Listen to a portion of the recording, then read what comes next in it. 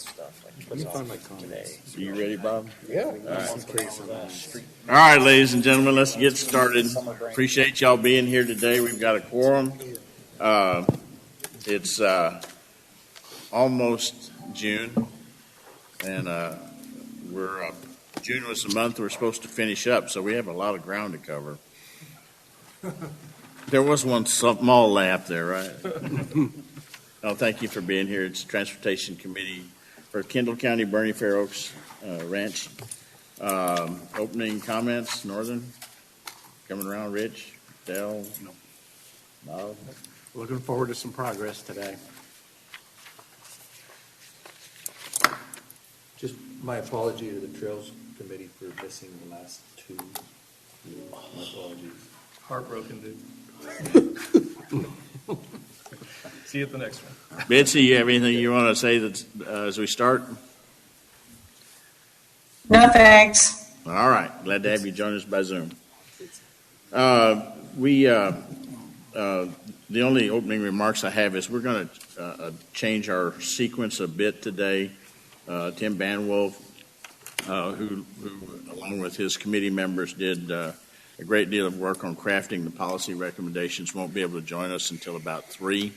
So we're going to push agenda item 4 down below what is now agenda item 5. We'll just reverse those two. And we will we'll continue discussing the crowdsourced projects that Northern has pulled together for us, and hopefully we will finish that today.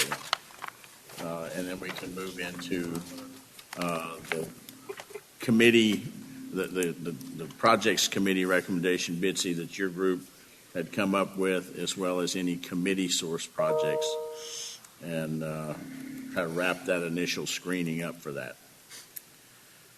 But before we get into any of that, we're going to go ahead and consider the minutes of May the 17th, which thank you, Erica, for the conscientious preparation of those minutes.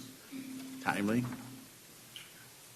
They should be in your packages behind the agenda. Move to approve the minutes. Second. Is there any objection to approving the minutes of May 17th, 2022? Hearing none, minutes are approved. Okay. Next item is public comment. First opportunity. Ms. Rudd? And you know the drill? About the 3 minutes. Thank you. I may have to come back. This might take longer, but I'll finish the second half at the end. Thank you. That's okay. And thank you for your continued hard work. Once again, I'm going to have to beat on the same issue. I haven't quite finished looking at it, and I'm growing increasingly concerned over the draft proposal, County Road FM standards. I'm going to start by showing you some photos of my street. And again, I don't know even if my street, Kreutzberg, is included. These are the houses. This is a road. That's Kreutzberg. Here's another house. That's their yard. That's Kreutzberg Road. This one, a different vantage point.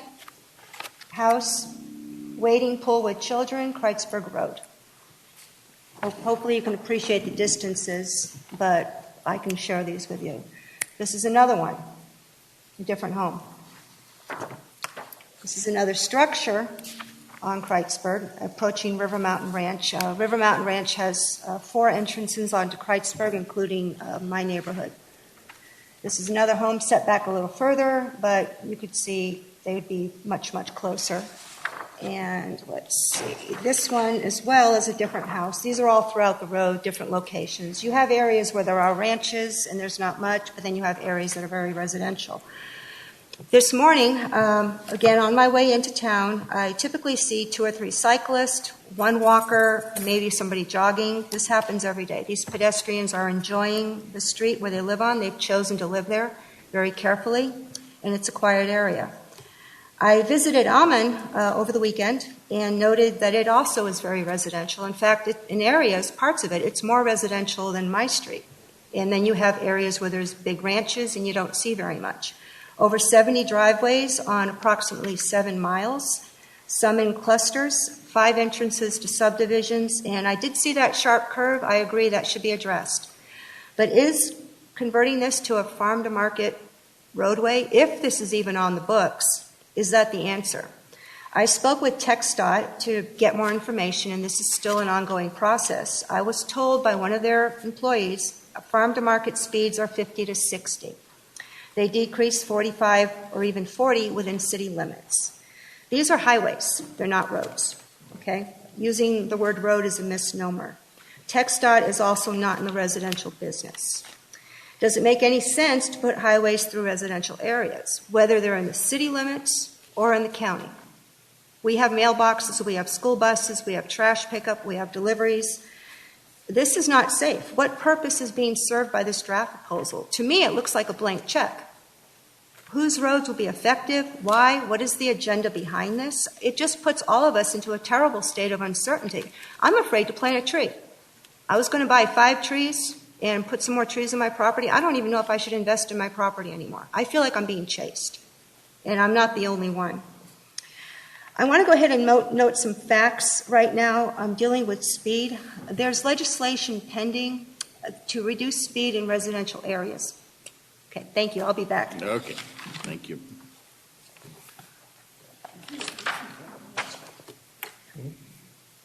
Any other comments before we start the other part of our meeting?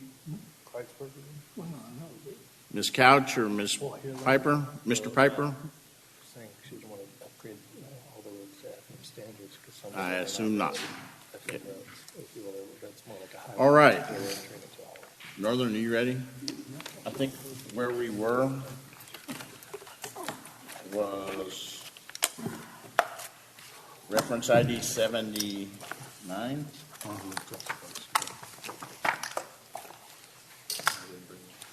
You can borrow mine.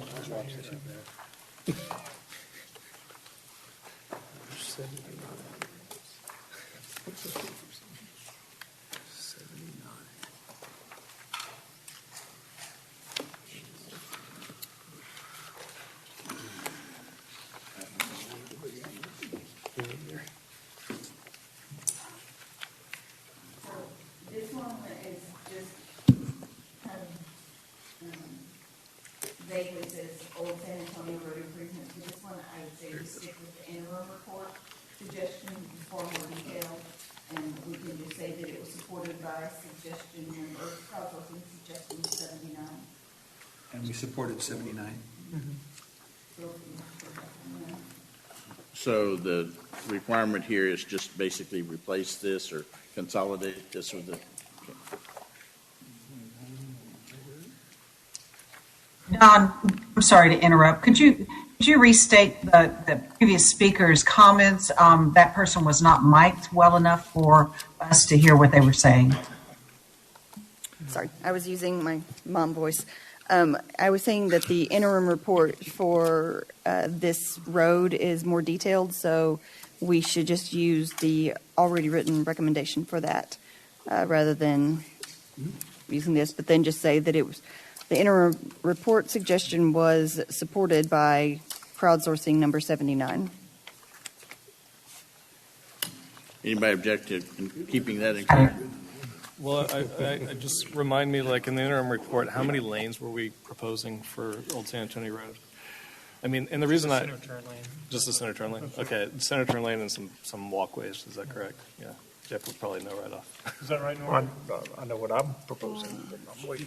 I don't know that we mentioned that as maybe an interim condition. We just said it needed to be improved and started with that. I think that was And as far this as is the text right here from the interim report.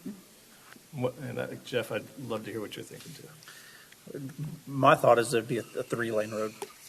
Okay, so center turn lane, you mean? Correct. That's two-way left turn. I think that makes sense.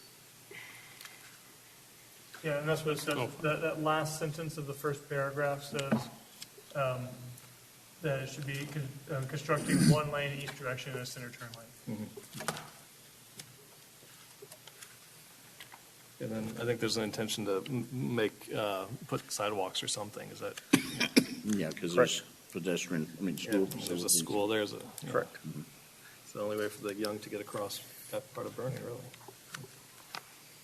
Okay, we ready to go on? Yep.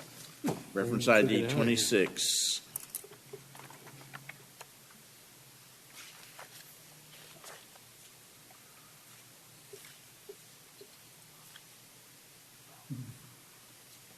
calling for a roundabout at Johns and North School Street. That's a spot I have not thought about. Is there room in that location? Does anyone know? I think there could be, because on the northeast corner, there's the middle school's bus area, and it's mostly vegetated, and the other's the parking lot with the school. I think they have ample parking, says my wife, but I think it could work. I'd support it. I think what would have I to. think there has been some discussion about, there has been some discussion and concern about school crossings in that area and a roundabout there. I like the idea of it, but I think we need to pay attention to the school crossing aspect of it. It's also, I think, on the west side of School Street, between the orthodontist, Dr. Sprayberry, and then the church there. I don't know that there is, I don't know if there's room there, but it seems awfully tight. They seem like they're pretty close to the street.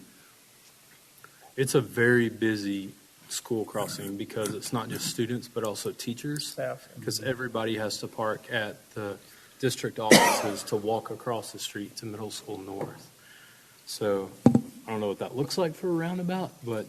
So, I mean, there are roundabouts in incredibly busy urban environments through Europe with skyscrapers and tons of people using them.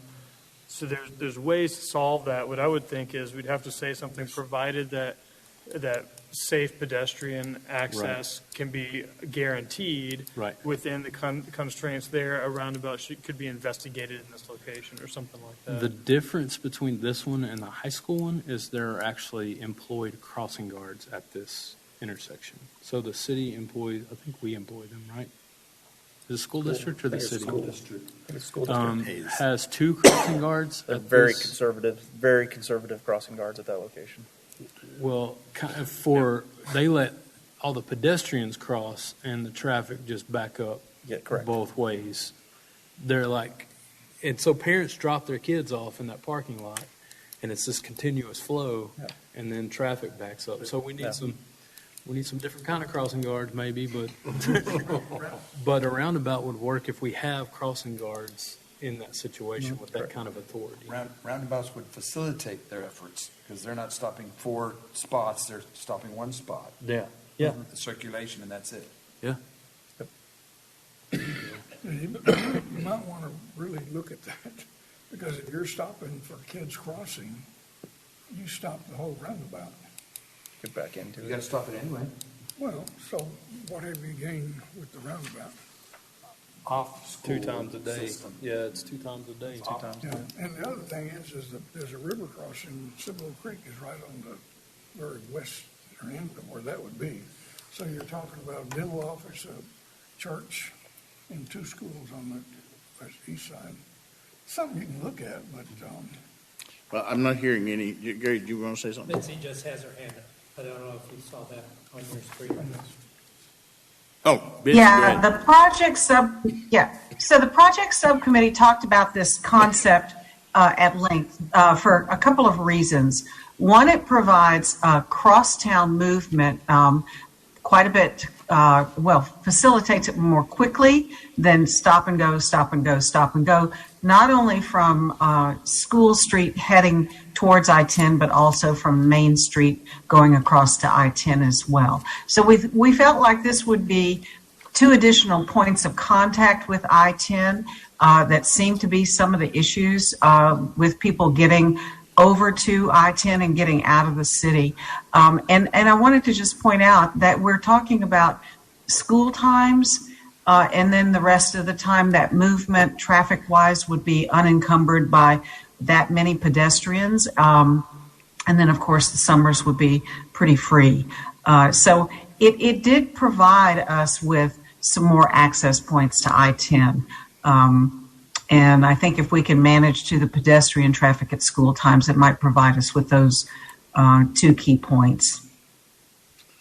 I haven't heard. Thank you, Betsy. I haven't heard anybody object to this. There's just some concerns that need to be further fleshed out. So I'm going to take that as a suggestion that y'all would like this to go forward. Anybody object to this going forward? Okay. let's go Sounds forward. good.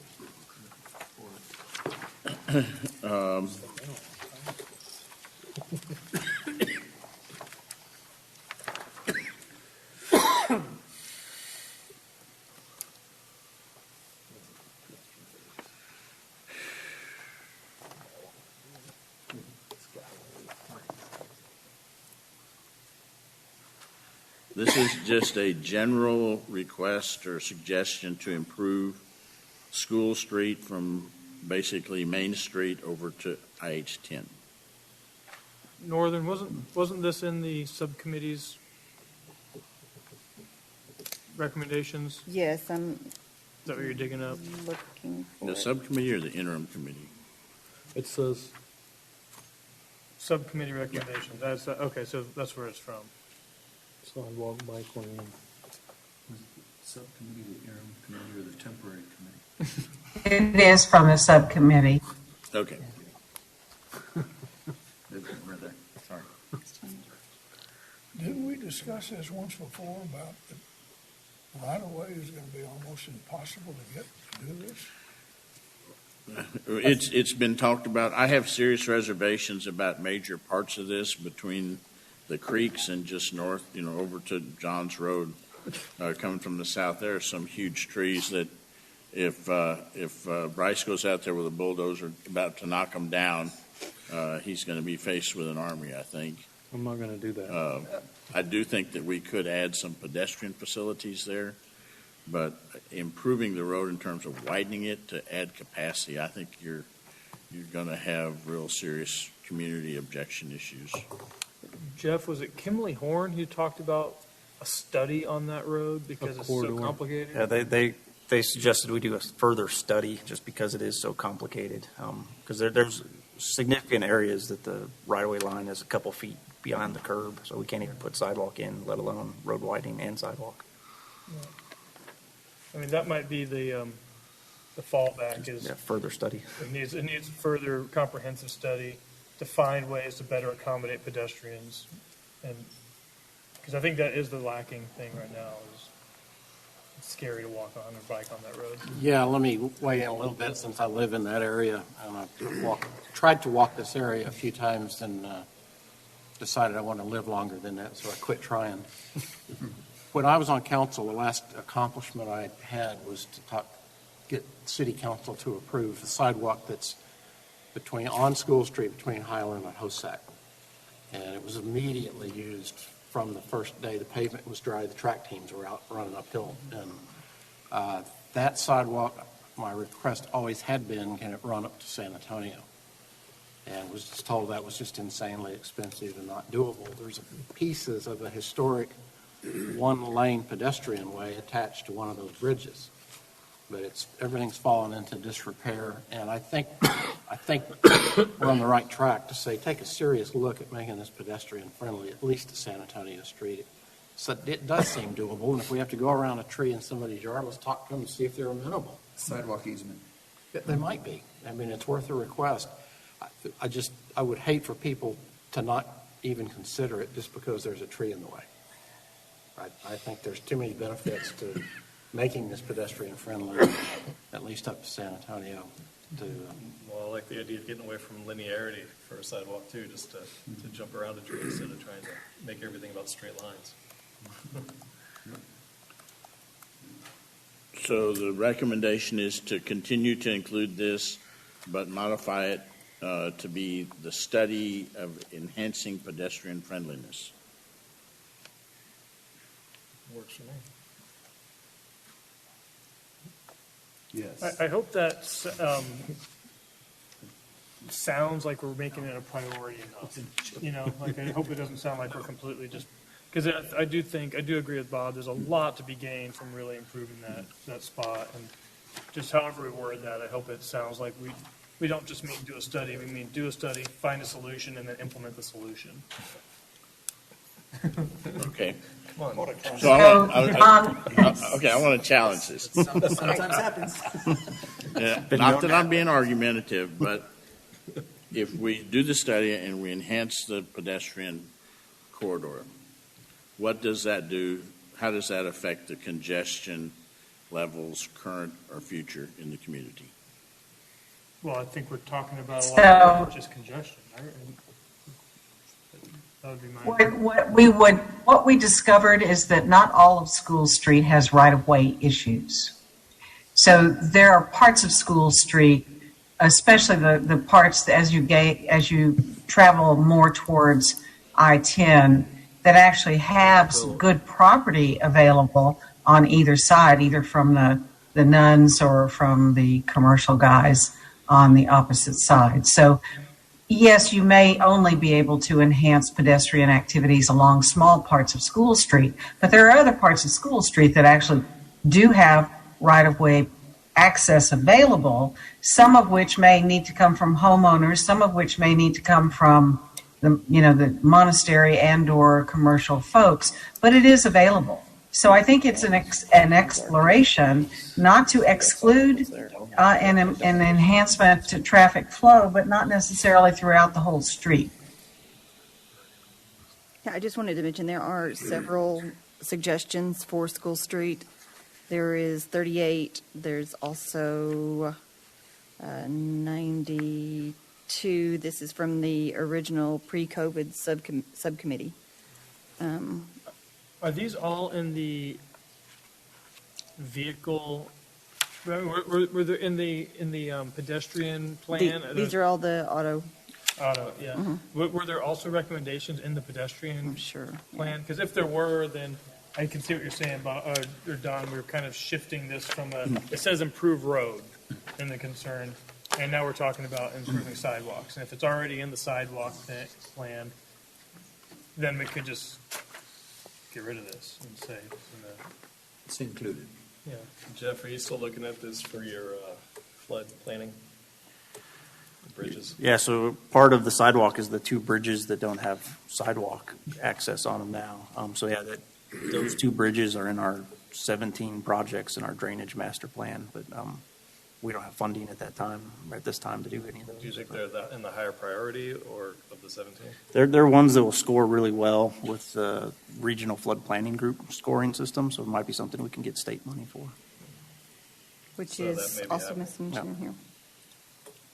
It's also mentioned in there's 109 and 110 both address the bridges on School Street. Cibolo and Frederick. Well, there's only one house now between San Antonio Avenue and 10 going south. That would be involved.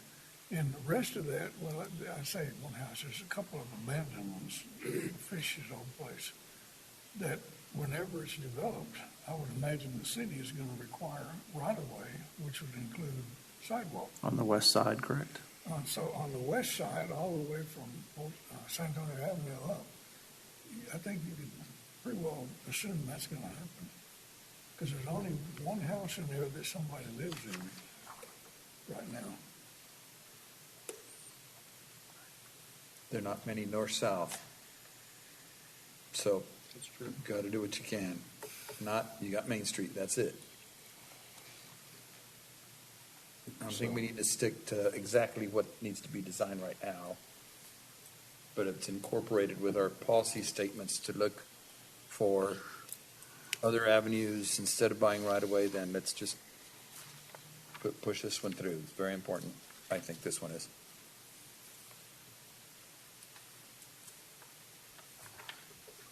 I agree with that. I'm agreeing with you, Mr. Kite. So perhaps. This specifically says add sidewalk, bike lane, and two-way left turn lane.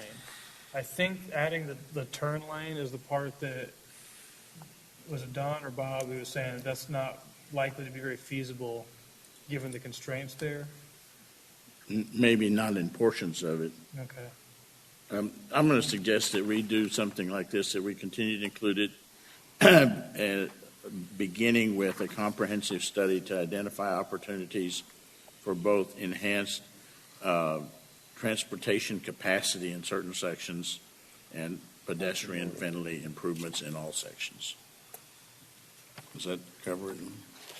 Yes, sir. You're a wordsmith. Thumbs up.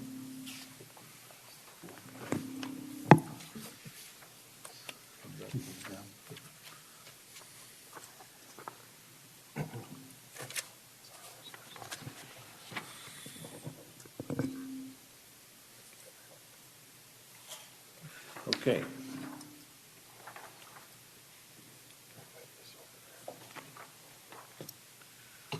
$85. Cisterdale Cutoff. Nobody's got an opinion about this one. Oh, I do see that nice little roundabout drawn there. That's pretty. It's pretty. Let's make that happen. So what I understand is that there's, from the Kimberly Horn presentation at the last meeting, is there's an interim strategy and a long-term one. The short-term plan is this kind of cheaper little adjustment, and then there's this roundabout plan. I think most of us agree that the roundabout is the desired long-term solution there, and we've also said we don't think it's the first roundabout that should be built in the town, right? So I vote we move it forward. Agreed. This suggestion says to turn Cisterdale Cutoff into a one-way. One-way north. So is that what you're talking about? No, we're supporting the The city's interim and long-term plan. The interim one is that weird one. I mean, sorry, it really is strange. Yeah.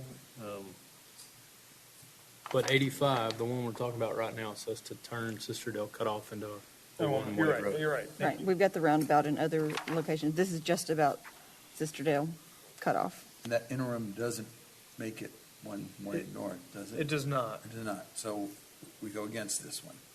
We do not include it. I personally like this plan, but the experts have said their plan is better. So you're going to trust me or the experts, Bobby? I just don't like turning two ways into one ways if you don't really have to. In some cases, you have to. In this case, you don't have to. Does this conflict with what we approved from the interim Negative. report? Nope. Because if we're recommending that we move this forward as a one-way street, the interim report had some sort of convoluted little intersection that took it back west, if I remember correctly. But not a one-way. Not a one-way. Not a one-way. We're I think, presenting two conflicting solutions. The essence of this recommendation at 85 is to convert that to a one-way street, and I think that's going to raise a lot of objections. No, thank you. That's fine. I'm okay nixing it. Any objection to nixing this? It's gone. Yeah. All right. Back on School Street. So 92 is sort of a different variation of what we've already spoken about. 109 and 110, the next two are also School Street, but mainly focusing on the bridges. So if we want to include those, what you said earlier,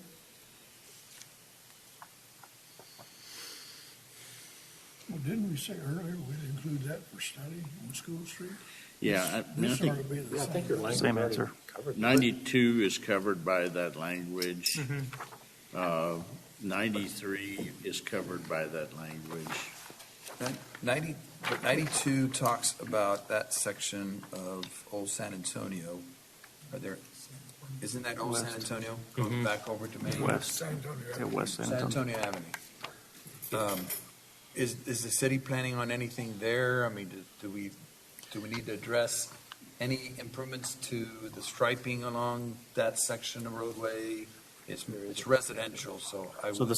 in the last 5 years, the city widened that section and put sidewalk on the north side. So that was a project that was finishing up 4 years ago. So should we, Mr. Chairman, do we object to any activity Yep. on before me. that section of of San Antonio Avenue? 92, you know, On Have some 92, pictures of it, correct. yeah. I don't remember as you approach Old San Antonio whether there's some things that are Old San Antonio or San Antonio? San Antonio. San Antonio Avenue. Avenue. As you approach that street, I think there may be West San some. Antonio Avenue. West San Antonio, West San Antonio. yes. Yeah. Right now, it's curbed I don't think there are sidewalks over there. on the north side. Yes, there are now. On the north side. Okay.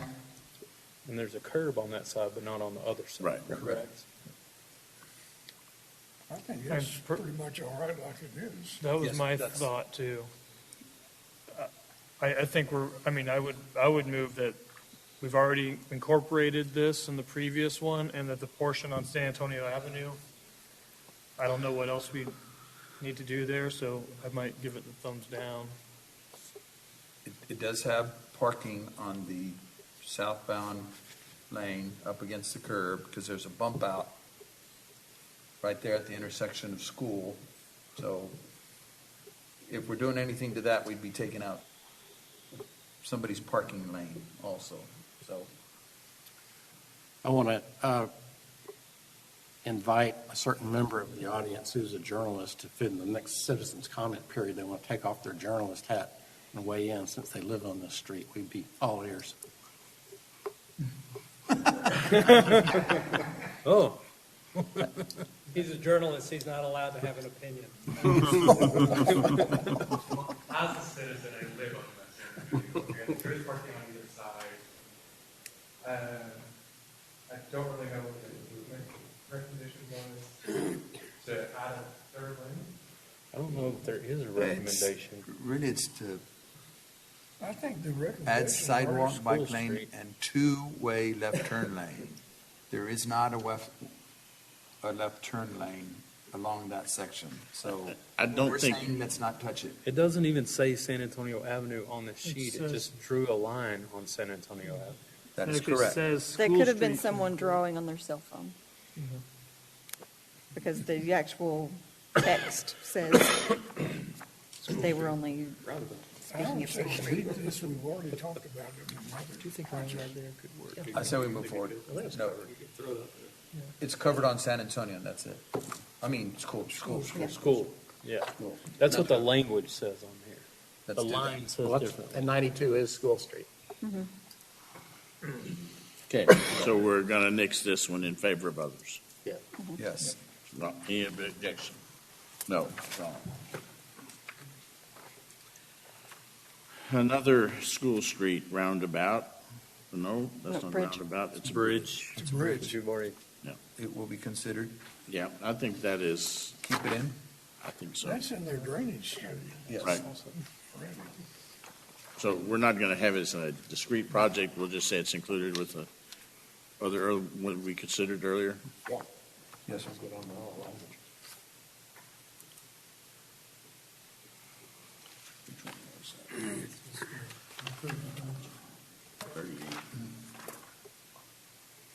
Okay, One, cool, two, getting is- excited, we're getting close. Same thing with Frederick Street, Yeah. Frederick Creek Bridge.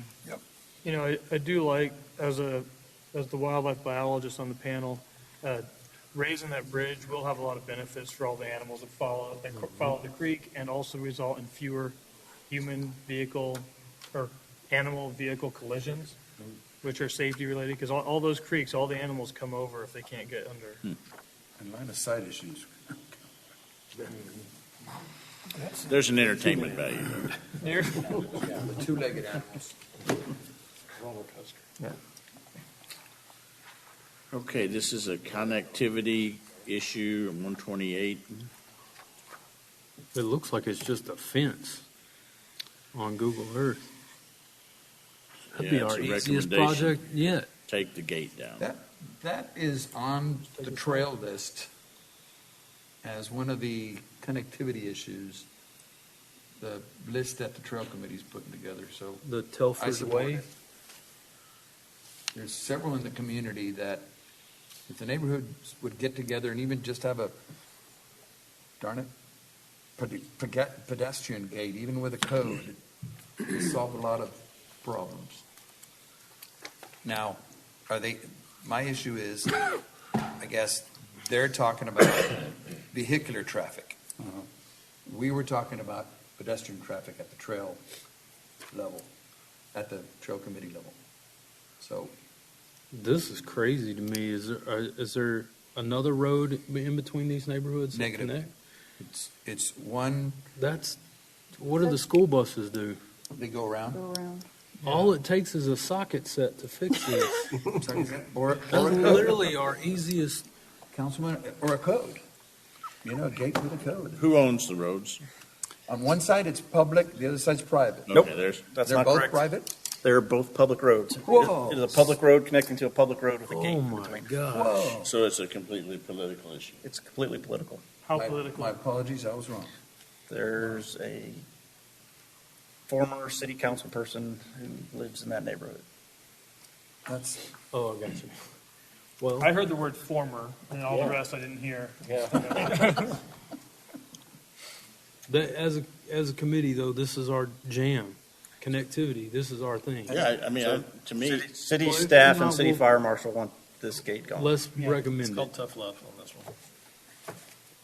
I mean, I think we make the recommendations. If this addresses congestion, it certainly would be Yeah. wrong for us to Yeah. bow to correct. perceived political pressure. It's not, So we're going to include Sorry, it. not Yeah. sorry. lawsuit we have. That never happens in comfort. Quick enough. Yeah, fair enough. City is- Okay,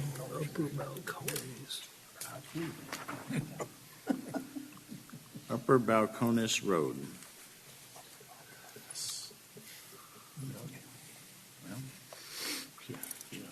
I believe the intent, this was covered by the interim committee recommendation, I believe.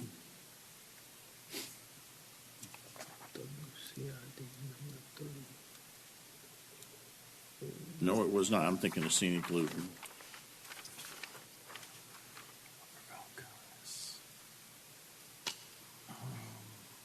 This is that road right by Starbucks. You hang a right if you're leaving town. Mhm.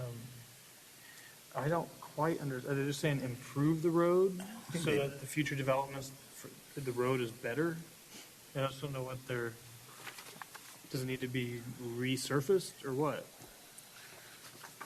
Jeff, is this, This is a, go ahead, Jeff.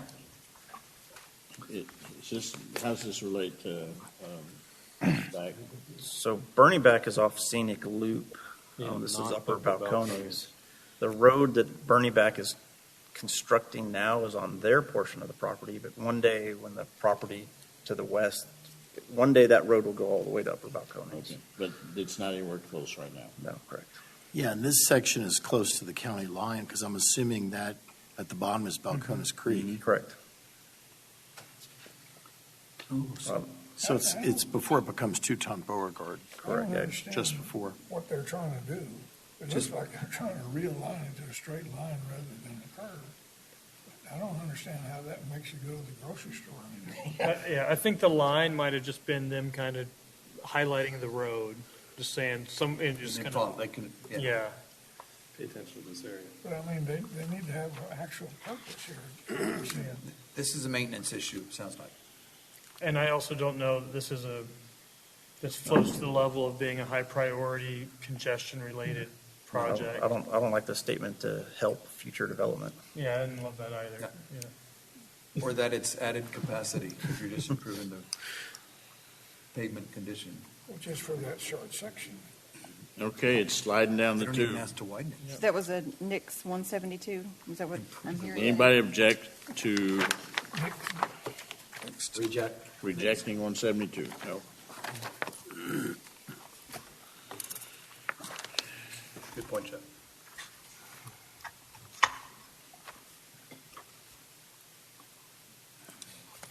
This is another That's- Upper Balcones near Starbucks. That's what we were, And this may have been all pre-disaster Yeah. construction scene that's going on there now. So now that, I mean, the road's kind of reconfigured with the backage road, so there's traffic in front of Starbucks, the patterns have changed. It's still not great, but it's changed since when this crowdsourcing And it- occurred. and it should work, I've seen it work, except for when people take lefts where they are not supposed to take a left, they're supposed to go, yeah. Now, I think this is all taken care of. I believe it is. Yeah. I believe it is. Any objection to Taking it out. rejecting it?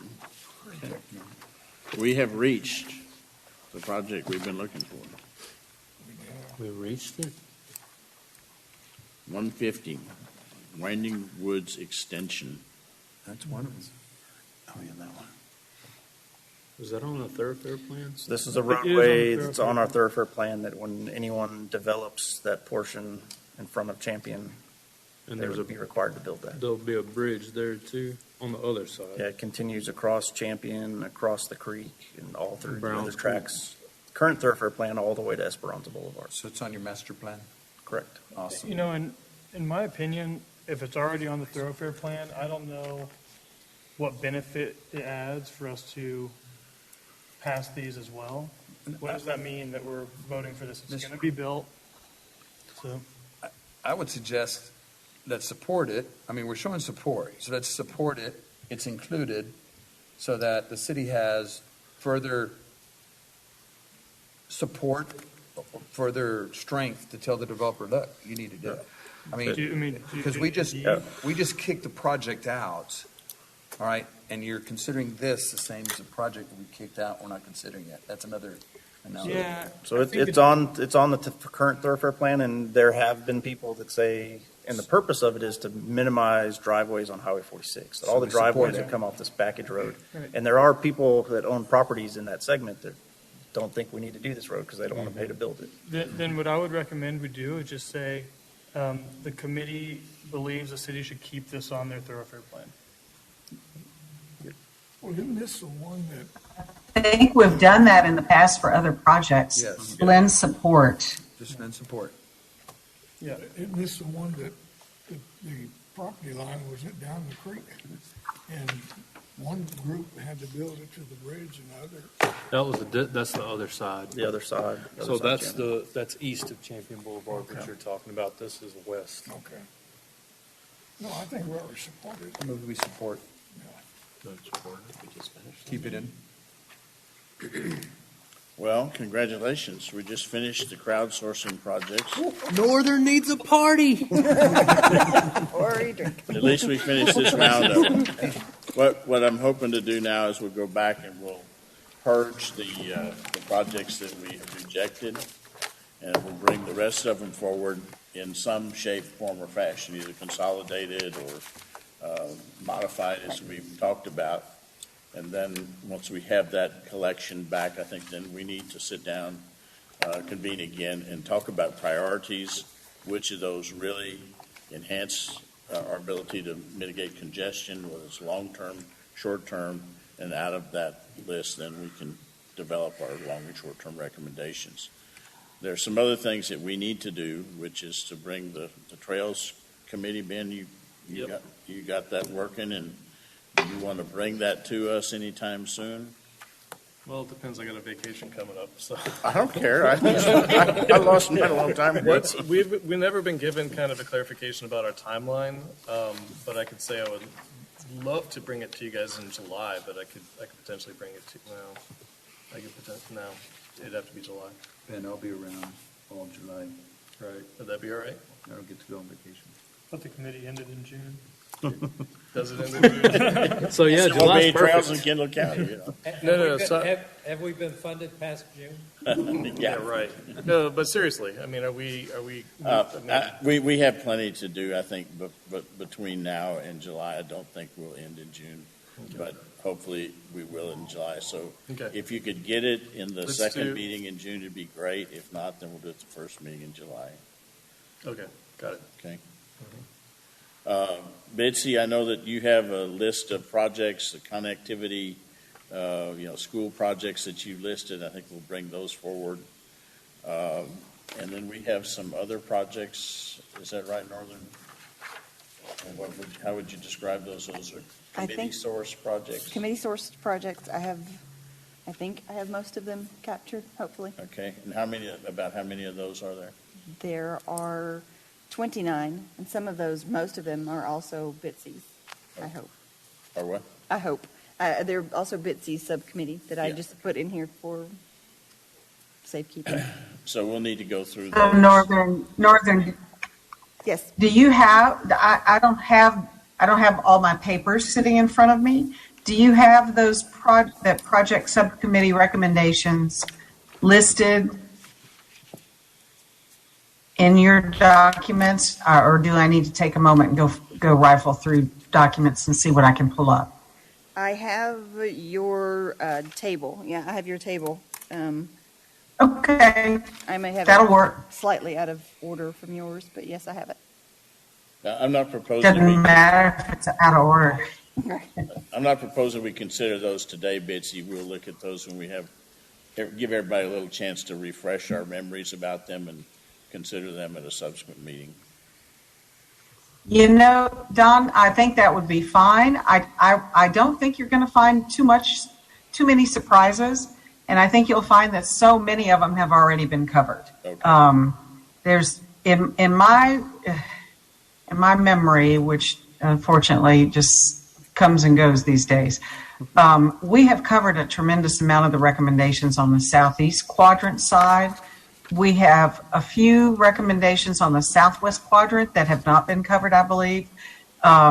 We have a concept that I think Jeff Carroll can talk about around and about Regent Park and Buc-ee's and how all of that might come together in the future.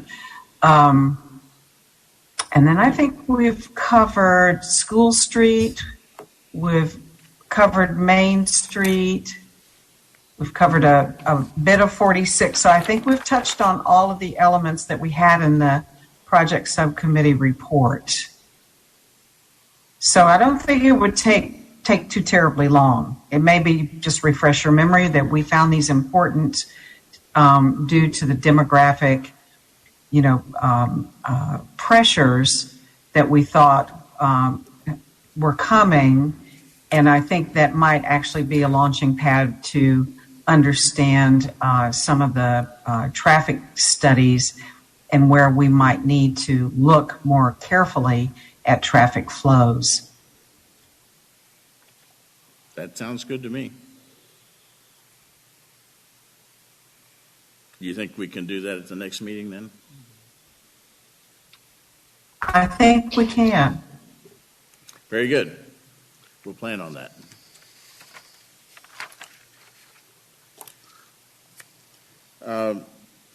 I expect that Tim Banwolf is going to be rolling in here any minute. But before he gets here, I want to talk a little bit about the how I'd like to see this policy section be adopted. And we've talked a lot about this, and the committee and subcommittees done an incredible amount of work. I think all perspectives have been pretty well represented there. And so as we consider adopting this policy section that's before you today, I'd like for y'all to really give some careful thought. And the thought should be, have we fully vetted this? Have we said what needs to be said without regard whether we agree with it or not? But are we saying anything new, or are we just saying the same old things? And if you come to the conclusion, as I pretty much have, is that we're just replowing the same ground, it's time for us to make a decision. And so the process I've laid out here is one that respects our consensus-based decision-making model, but it also helps move us forward. And I've run this by Bob, and he didn't shoot it down, so you'll have to shoot both of us if you don't like it. What I'd like for us to do is consider this policy section as a recommendation from a subcommittee, and that propose that it be adopted by consensus. And if all the members can live with that, if you can live with what's in here, then you would not object to the adoption of this by consensus. If there are portions of it that you just absolutely can't live with, that there's substantive concerns that you have, then I will ask you to identify those concerns, and we'll make a list of them, and then we will go back to each of those concerns one by one and say, okay, what's your concern? What can be done to mitigate your concern to the extent that you would no longer object to the policy section? And if the rest of the committee says, okay, I can live with that mitigation, then that mitigation will be adopted by consensus. And if the mitigating proposal can't be adopted by consensus, then we'll vote on that particular proposal. And we will live with whatever that is for incorporation into the proposed policy. And we'll go down each of the mitigating or each of the objections until we reach the end, and then we'll say, okay, here's the final policy. Now, can you now adopt this by consensus? And if there are still objections, then we'll vote.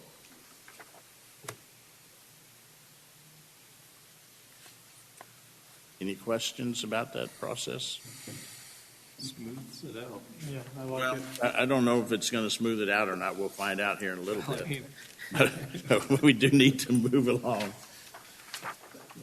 Mr. Chairman, now you're saying that, are we going to take the time here to go through all of the comments? I would like to. I mean, both sides, I say there's more than two sides, but many of the people that feel passionately about these policies have been involved in that subcommittee. And a couple of those subcommittee members have offered some comments, and we'll deal with those a little special up front, just up front.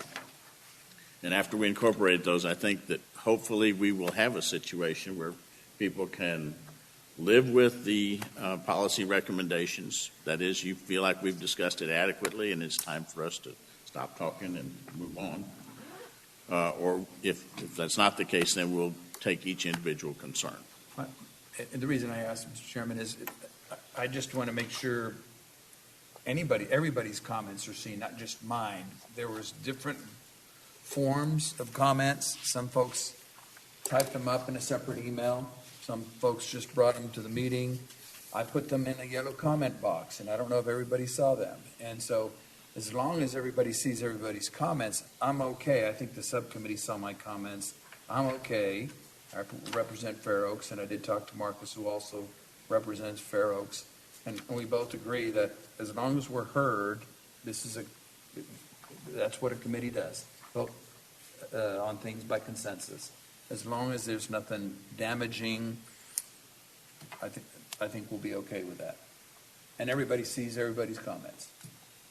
I believe that Tim collected everybody's comments that were submitted, and maybe Jonah, Ben, John. Mine were not. Yes. You dropped. Dell. Mr. Kite's asking that one example. My comments were, I asked for the red line, the Word doc itself, so that I could redline my comments, but I didn't get it, so I put them in a yellow box on that file that was sent to us. I sent it to the committee with a little yellow box. You click on that yellow box and it opens up that box of comments. Sometimes it does sometimes it goes. So anyway, there's 20 comments in there, and that's why. Okay, that's a good question for Tim, because he did a lot of the synthesizing of the comments, and then he would come, we'd have a meeting, he'd say, and here's comments, and he'd go through them, but it wasn't always tied to who it came from. Yeah, a lot of mine were synthesizing also. Yeah. Purpose, policy, not just narrative. Yeah. Have you seen Bobby, have you seen the latest from the committee? I have, and I don't know if my comments were taken or not. I mean, they weren't. Oh, well, the ones that you sent us that were the couple of paragraphs, those were infused with some adjustment. Were they? Okay, with some adjustment. Not exactly. Minor adjustment, but I don't think will rub you wrong, but I would take a No, look they at won't. it. I haven't had time to look at it if it's here. Okay. Yeah. Go ahead, Bitsy. I was just looking through the documents that I've got. Bobby, I'm not really sure that I see little yellow boxes. And so maybe as we start to go through these policy things, you could highlight some of the commentary that belongs to you. And let me make sure that I have seen them. I think you're talking about Word document comments, right? So you It actually was see actually those a on PDF. on a PDF. And then I sent the PDF back with the other comments. I sent it to the committee on 5/18. And if you open up that document, I communicated on the text of the email, and then I put some of the boxes. I also communicated some of Marcus's comments too. But they're in there, 518. And then I rewrote. Okay. Yes, they're there.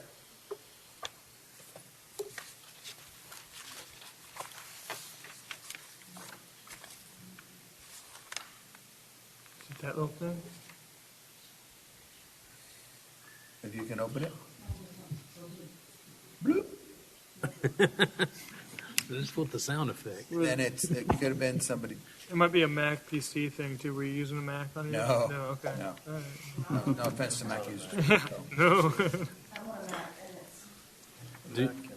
Do you have that open? Can you download it?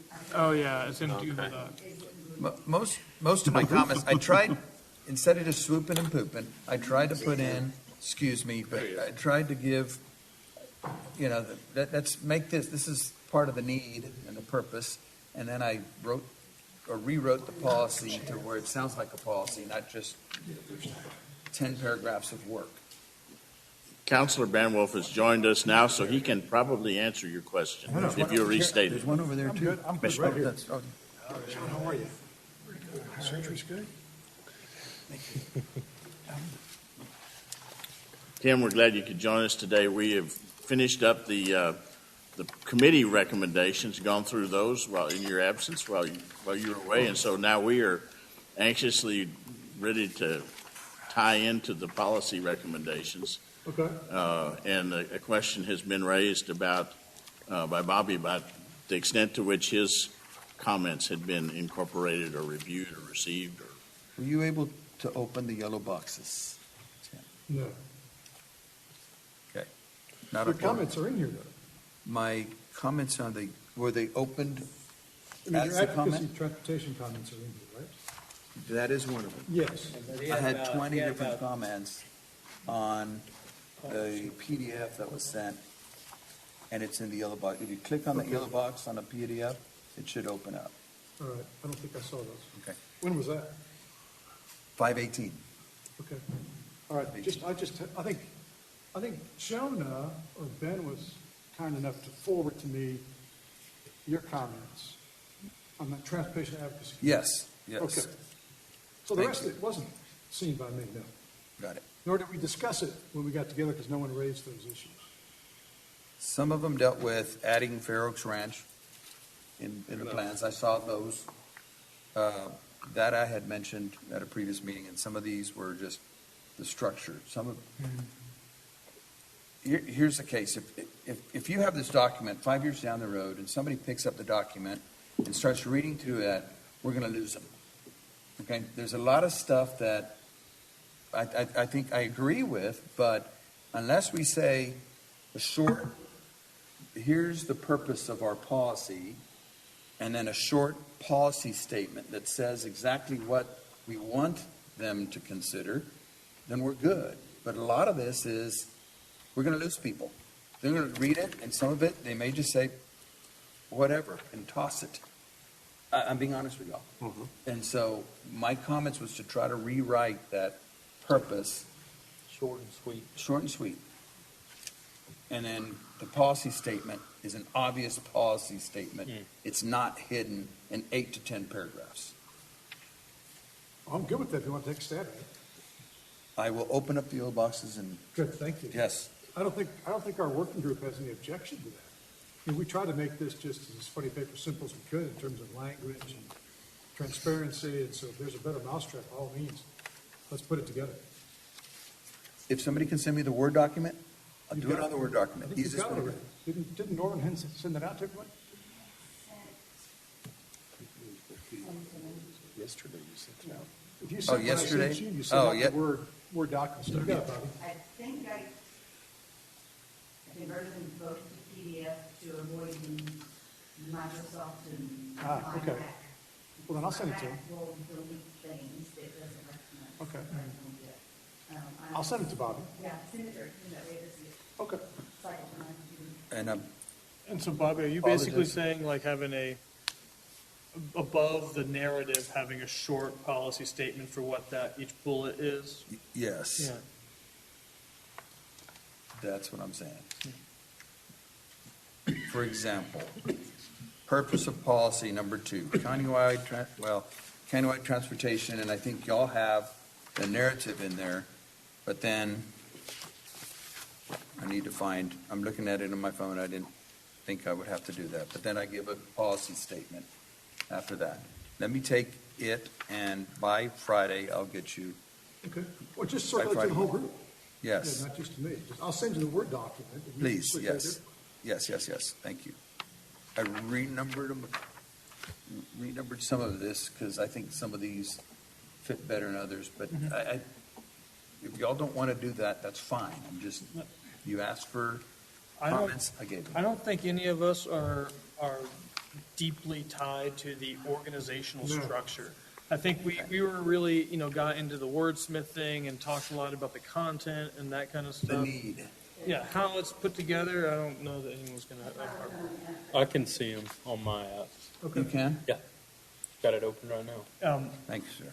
But what I would say is I think maybe because you're talking mostly about structure, Bobby, would you be okay if we went through the content as Bob or Don had suggested?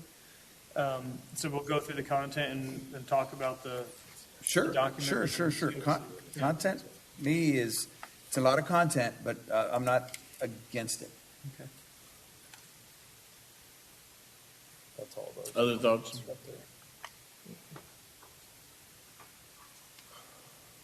Well, let's be clear about now what we're going to do, because we went through the protocols of how we were going to approach this, and this is quite a bit of a curveball if we let it be, and I don't think we need to. Let's let Tim present the material that he came here to present, As Jonah just and this mentioned. committee will be fully aware that your organizational comments that lay on top of it are not going to be contradictory to what we're fixing to consider and adopt, perhaps. That is It's going to improve correct. the communication. I don't think I have anything contradictory, no. And I fully support the work that's been done. I fully support, Bless you. I'm all about communication between technical material and non-technical audiences, and 100% agree with your commentary about we're going to lose people.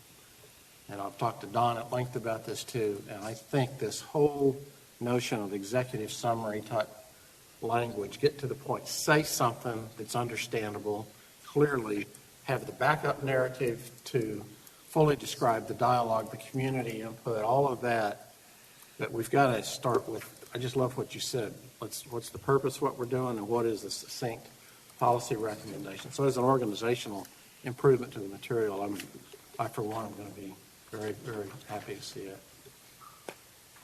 I'll work on that, but I'll send it to you. yes, sir. I thought the best way to go about this would be to take the comments that we all got as a working group after the last meeting 2 weeks ago and walk through them, say, we adopted these, or we modified these, or we didn't think that was necessary. So I'll start with Bobby's. In fact, we adopted his transportation advocacy thing. I'm sorry I missed the other advocacy issues in there, so that's good. Ben had some comments on walkability, bikeability, microbility. I think, Ben, those are mostly incorporated into this. I made some few editorial tweaks. You probably saw that when I got your draft on Friday. I turned it very quickly over to Northern so she could get it out. But if there's something else you want to talk about that we didn't cover or didn't include, just by all means say so. Yeah, so those actually came from a draft from the Trails Committee. I'm not going to say it's a fully vetted draft because, we have people come and show up and respond and others don't. But, they capture the essence of it, I think. Okay, good, thanks. Jonah had comments. He brought those up at the last meeting about the eminent domain issue, which I think we just about adopted verbatim. Jonah, I don't think we modified those at all. Gary Louie had some comments. I know, Gary, you emailed me on this. We went through your comments, and you wanted to recommend that the 3 paragraphs be incorporated with the first paragraph of the document as part of the introductory comments. I don't know if that's what Bobby's alluding to either, but we did want to call special attention to preserving the character and ambiance, unique character and ambiance of the hill country, which is why we left it broken out like it Then you suggested in paragraphs 4 and 5 that we could, in the introduction to section 1, countywide transportation planning and guidelines, forms 2, 1, 2, 2, et cetera, became part of revised section 1. Again, and eliminate section 2. We didn't want to do that. We wanted to keep section 1 and section 2 separate. I understand that, but I think what I was driving at is bringing section 2 and section 4 together in some form of fashion. And shine a brighter light on and whether that's, if it's truthful, to encourage the county to move towards adopting a thoroughfare plan. That was my comment as well. Well, we do have that recommendation, and you just want to put it someplace else. Well, it's kind of 2.6. My opinion Yeah. is that it's kind of, it's wedged in there that the state law allows it and municipalities are the right, we kind of just do. But we never just say that our recommendation is, and it may not be our recommendation, it certainly is my recommendation. But Tim, imagine going through it two. It just kind of fell off the paper. Imagine going through section 2, 2.1, 2, 3, and hearing these, we must do this, this, this, this. How do you do it? At the end of 2.5, add a 2.6. Develop a major thoroughfare plan. For the county. For the county that follows. So I think Bob is going to 2.1 rope that to into 2.4. his suggestion. So that's good. So that'll cover, Gary, all that you had to say, I think, on that. Is that correct? Mostly. Yes. Did I miss something? No. Okay. I don't want to miss anything. All right. And then we did discuss John Kite's comments, but then, John, you sent more comments yesterday, which I've not had a chance to review yet. But it was only a few. So why don't you, John, just go through those that you sent out Monday? But before we do that, Tim, I'd like to do those. Bitsy sent some out today. Yeah, we'll get So Bitsy next, yes. let's go through to your presentation. I'd like to drop back and get John and Bitsy, and then we'll consider the document as a whole. Okay. Well, I don't have much to present other than the changes from the last time. That's what I thought I'd walk us through, which I've just done. You all have a red line version. You can see those changes. That's it? That's it. Oh, wow. Okay, so, okay. No, there wasn't many. There weren't many. changes. No. Well, I know John's comment said he thought overall they were pretty good. So substantively, I think we're okay with some minor tweaks. I mean, organizationally, if Bobby's got a better mousetrap, of course, we should use it. Well, and one of mine was just the start of them. Well, let's dive into them, John. Go I ahead. think we should. And then Well, the Bitsy's, one- she's one had on comments lately, too. 2.4, the first bullet, it talks about as trails begin to connect open space and zone. Linear parks and trails along waterways, wildlife, trees, and flowers. To me, it sounded like what you wanted to say was, as trails begin to connect the open spaces to form linear parks and trails along waterways, this improves not only the scenic viewshed of wildlife, trees, and flowering plants, but also increases tourism dollars. In other words, when you say trails along waterways and wildlife and trees, well, trails, trees and wildlife and all is not trails. Oh, I'm good with that. I mean, I'm fine with I mean, it's just reworded. Everybody has a Objects copy to- of John's comments. Anybody object to John's? Nope. 2.4? Okay, that's adopted. John, you want to talk about the 2.1 comment? Yeah, 2.1.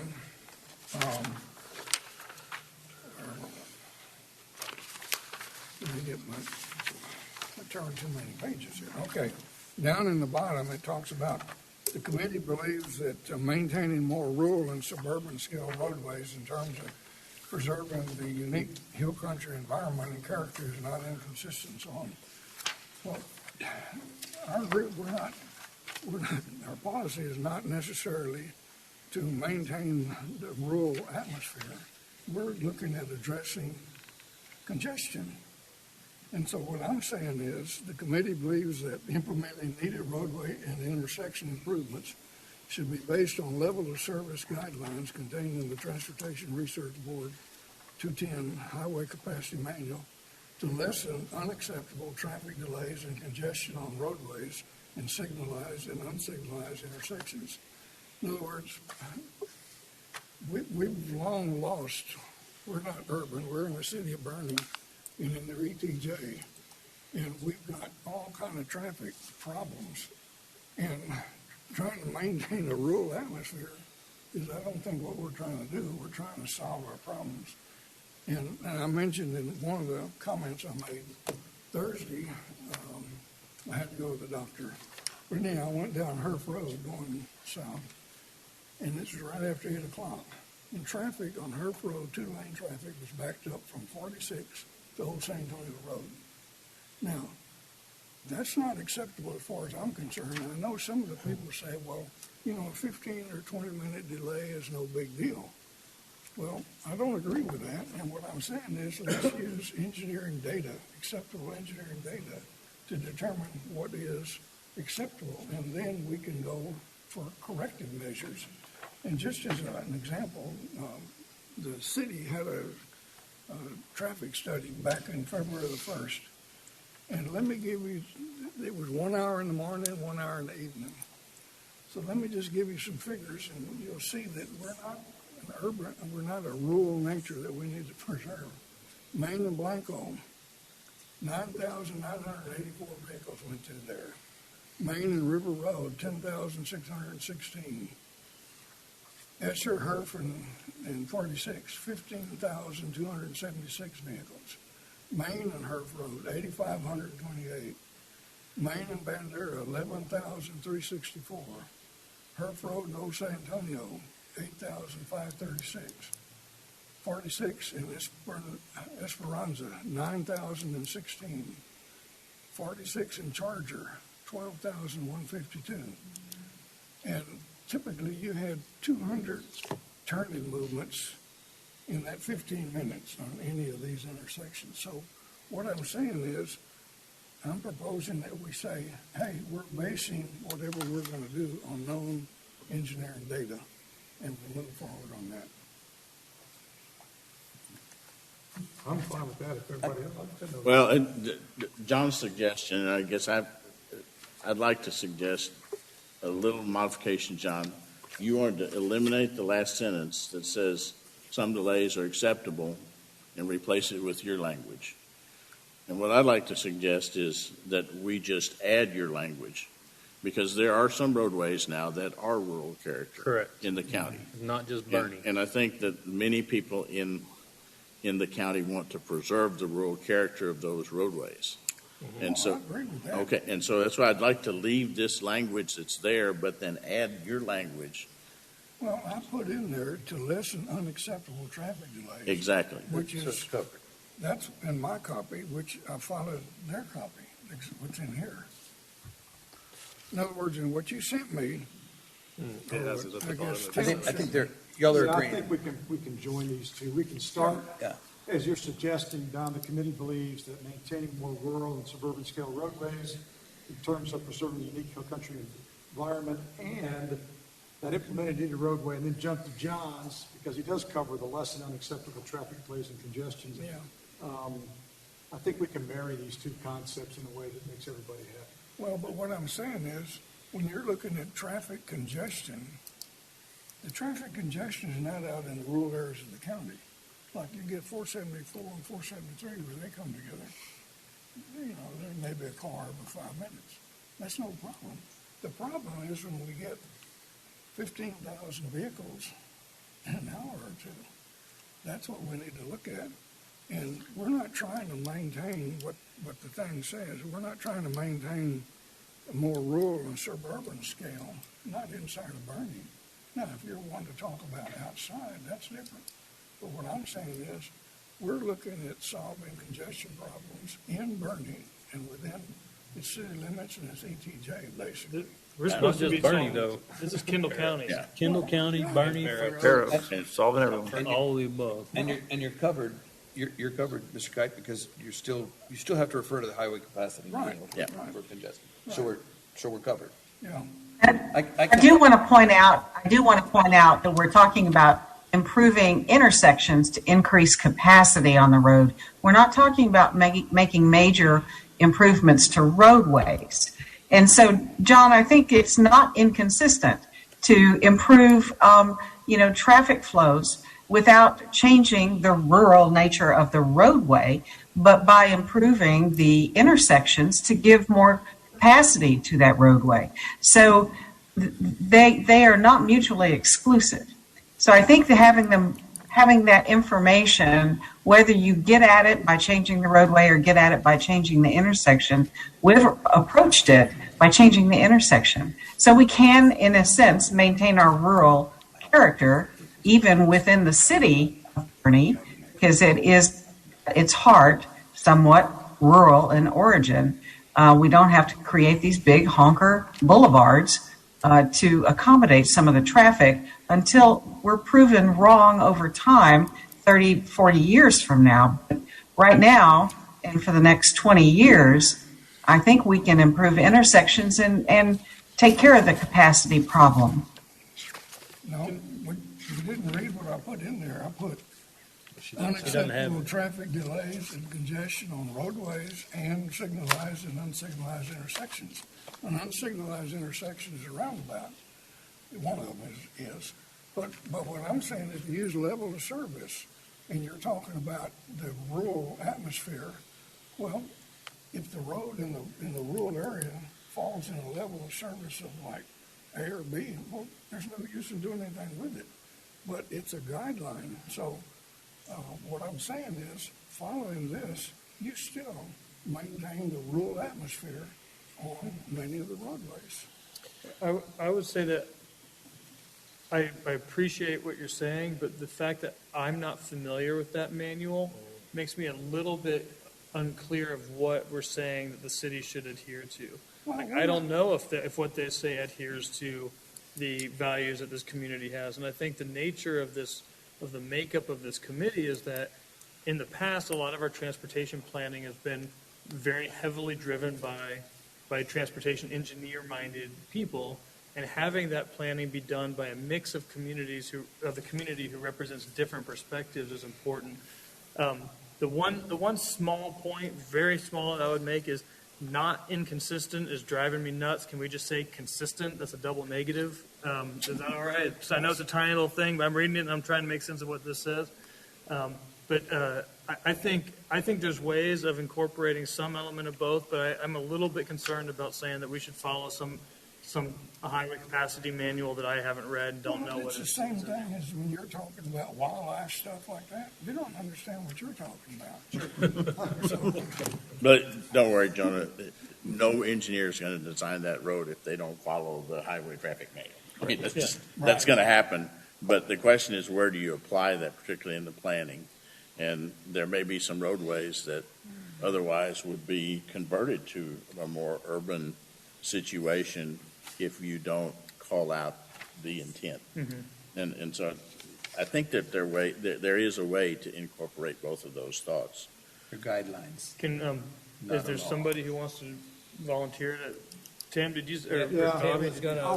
Bobby and I will put something together that needs. We spoke about these beforehand, Mr. Kite. I think I can incorporate those. Yeah, it may take just 5 minutes after the meeting. I think Bitsy's point really clarified it for me. What she was really saying is we're improving intersections so that the roads can maintain the rural feel. And I didn't quite understand that's what this was saying. But to me, that makes it clear that, we're trying to maintain a more rural feeling environment by really focusing our efforts on the intersection improvement. There may be some roads that get rural improved feel too. at the intersection of River Road and Main Street? Is that a rural feel? Is it a rural feeling at 46 and Earth Road? I mean, there's lots of specific examples around town that you can find that don't fit that, right? But I think as a general rule, or as a general policy, that was the recommendation, is that we're trying to maintain the rural character of the community. And in some places that obviously is not, or there's no rural character there. You haven't seen the bumper stickers? Gone forever. All right, John, you want to move into the one at item 10, Camp Bullis? Yeah, that one, I'm thinking that it's really not a policy recommendation. It's more of an informational thing that could be put in the very front in the where you talk about preserving the hill country environment, or in the first paragraph. Mr. Kite, if I may, that's one of my comments. I can massage it to fit. I think I made it 1 point something. It's a contextual piece, and I think it's cool to create a contextual section. In that section? Yeah. Okay. So you're okay with moving it out of policies? Yes. Okay. I'll move it. I think it makes more sense. Then the last one on transportation advocacy, I think that's great. It's good. What they said, the proposed policy would restrict Kendall County residents to only meet transportation needs for county residents, which is what's in there now.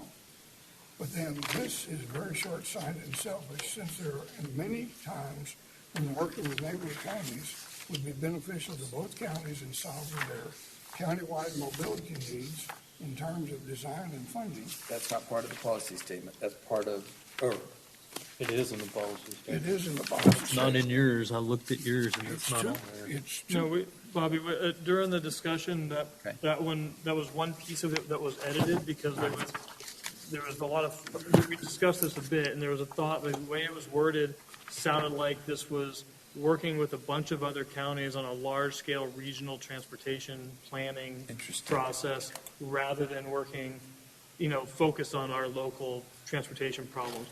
If we're working with some neighbors to help solve, small-scale stuff, kudos to that. Or the nature of advocacy regionally in all regions is you're not in it alone. You promote funding sources for your area.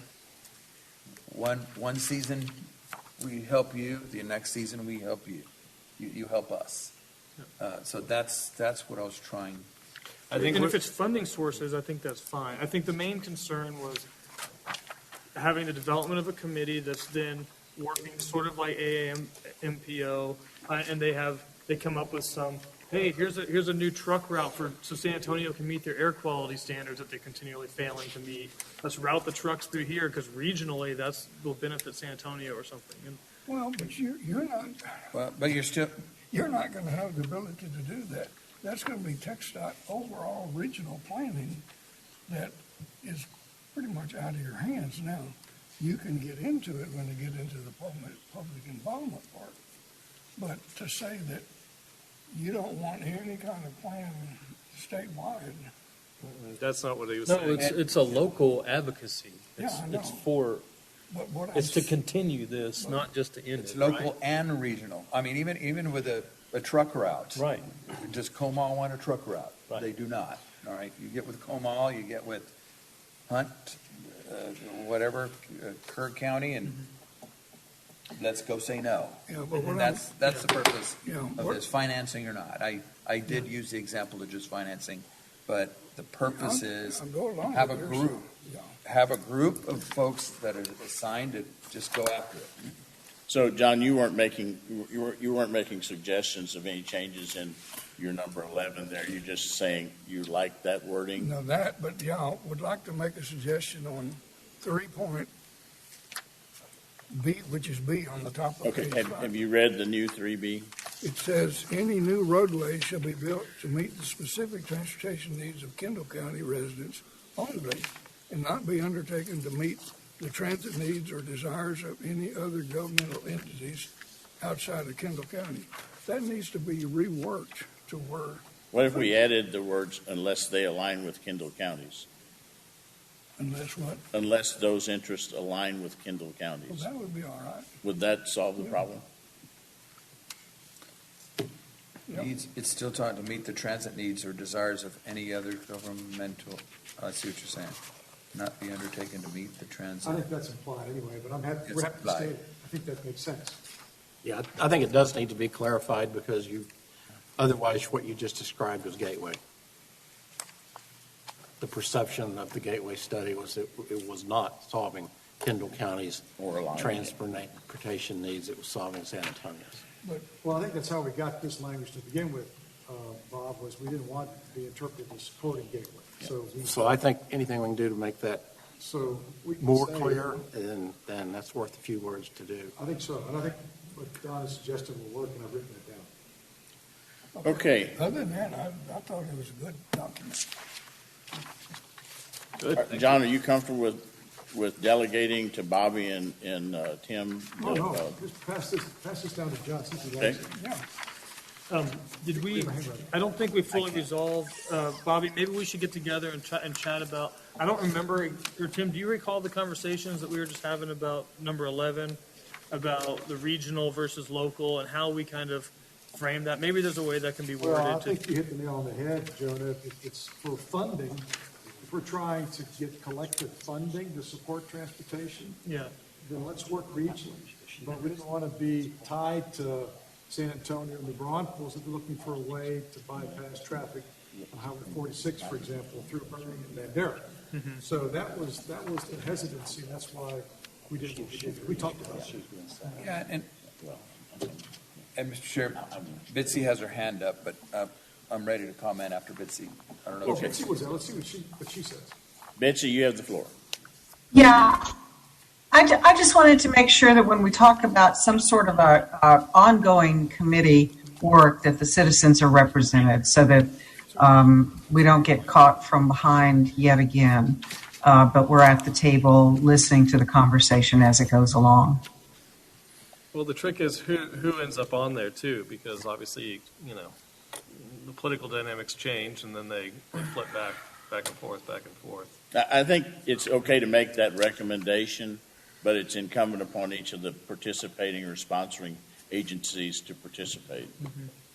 Correct, because you also may need an agency to go against the project, another entity to go against the project. Right. And my next comment was just, why don't you just spell it out? Say, similar to the Gateway project, where our local interest was not, just call it a spade, just put it in there. It was couched as based on our local interest, even as you could see it was a little outsized. So are you okay with the wording they came up with, John? That sounds good. You're good, okay. You want to just read that for the Sure. rest of us? Again, there's no pride of authorship here, so if someone's got a better way to say it, please say so. The committee believes that maintaining more rural and suburban scale roadways in terms of preserving the unique hill country environment and character can be achieved even with needed roadway and intersection improvements to lessen unacceptable traffic delays and congestion on roadways and intersections. Period. And that's replacing 2.1? That's the last sentence. Okay, all right. That's just sorry. the last sentence of 2.1. Okay. It becomes the last sentence. Okay, great. I think, any objections to that? Okay. Bitsy, you had given a comment about some suggested wording by email today, I believe. Do you want to? Yes. There were two areas, and I addressed one with my commentary that I sent to all of you, that were kind of left in a state of vague limbo. And the first one is with respect to transportation plans by the respective municipalities. We recognize that they're necessary and they're important, and that they have the authority to do their planning within their legal boundaries, including their ETJs. With respect to making their plans out in the adjacent county lines, I thought it would be very important to make sure that the county be included in the authority process at the level of the Commissioner's Court. That would guarantee that at the end of the day, whatever lines show up on a municipality's transportation plan would have the approval and the citizens' awareness via a vote on the Commissioner's Court. So I was recommending to include in the section major thoroughfare planning a sentence to the effect of, actually two sentences, and it probably should go in section 4 after paragraph 4 and the third sentence in paragraph 4. Such a plan is conceptual and diagrammatic, yada, yada, yada. they also serve as a basis for requiring yada, yada, yada, and then say something to the effect, this committee recommends the respective transportation plans be developed within the legal boundaries of the municipality to include their ETJ. When these transportation plans must include the adjacent county land, approval, my screen split, so let me just see if I can move that over. Approval for these proposed roads should occur at the Commissioner's Court. And as you all know, I'm not a tremendously good wordsmith, so I'm just proposing that the concept addresses the county citizens' ongoing complaints over the last 2 decades that they have lines in the county that have been generated by the city of Bernie primarily, that they have no standing to refute, rebut, to discuss, and I think something like this would at least acknowledge that frustration and perhaps give a vehicle to have the county commissioners and the citizens have a conversation about those lands on somebody else's map. Those lines on somebody else. One clarification, Bitsy, when you say must include the adjacent county land, the adjacent county land you're talking about is outside the ETJ or inside the ETJ? Outside. Okay. Yeah, where there is no legal authority for the city of Bernie.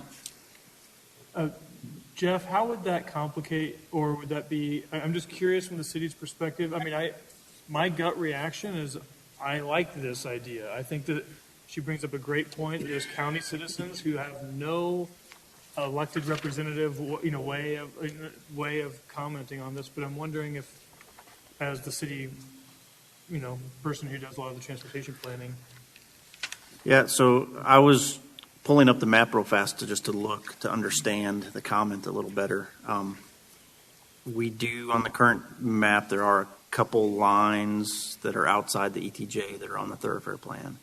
A couple of them are existing roadways themselves, and then there are a couple green roads on there as well. So it's there are a couple. I had to go look it up though to remember. I know several of them are on the northeast side, which are kind of in the Esperanza development, which is kind of a quasi.